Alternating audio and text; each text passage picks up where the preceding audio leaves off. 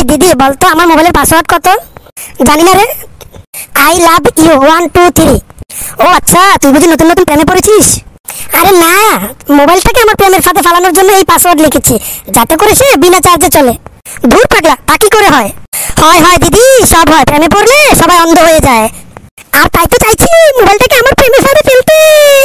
ধুর, তোর যা ভালো লাগে তাই কর, আমাকে আর কিছু বলিস না পাগলা। আচ্ছা ঠিক আছে, যা, তুই শুধু আমার জন্য একটু দোয়া কর, যাতে আমি অল্পতেই সফল হই। এই আব্বু শোনো, আমার বয়ফ্রেন্ড না বলে আমাকে দেখতে নাকি একদম দইয়ের মতো। এই এই, এটা আবার কেমন কথা? হ্যাঁ, সুন্দর মিষ্টি ঠান্ডা, আর লাড়া দিলে নাকি খারাপ হয়ে যায়। জানি না বাপু, তোরা এই যুগে ছেলে মেয়ে কি বলিস আর কি বুঝিস তোরাই জানিস। আচ্ছা ঠিক আছে, তোমার বুঝতে হবে না, আমার বয়ফ্রেন্ড বলেছে, এতে আমি খুশি। আচ্ছা স্যার, আমি এখন অফিসে যাই, তোর বাজে কথা শোনার মতো টাইম নেই আমার। আচ্ছা ঠিক আছে যাও, তবে আসার সময় আমার জন্য টক দিয়ে নিয়ে আসিও, আমি একটু মিলিয়ে দেখবো আমার সাথে, বুঝলে বাবা? বয়ফ্রেন্ড বলেছে কথা। কিরে মুটি, সকালে খাওয়া দাওয়া ভালো করে করেছিস? তুই তো দিনে শুকিয়ে যাচ্ছিস। না রে বন্ধু, তোর জন্য বসে আছি নাকি। আর শোন, তুই মুখে এত মেকআপ কেন করেছিস? তোকে দূর থেকে দেখতে একেবারে আমার বাসার কাজের মেয়ের মতো লাগছে। কি এত বড় কথা, আমাকে বাসার কাজের মেয়ের মতো লাগে?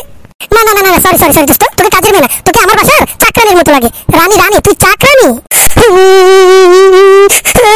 এত বড় অপমান, আমাকে বাসার কাজের মেয়ে বলিস তুই? আমি না তোর বন্ধু হই। ও আচ্ছা তাই, তুমি আমার বন্ধু হও? তাহলে আমি কোন দিক দিয়ে দেখতে মোটা বলো তো একটু। সরি, আর কখনো তোকে মোটা বলবো না, সরি বন্ধু। এবার বুঝো, অন্যকে ব্যঙ্গ করলে সে কেমন কষ্ট পায়। এখন তোমাকে করেছি ব্যঙ্গ, তুমি বুঝতেছো কত কষ্ট।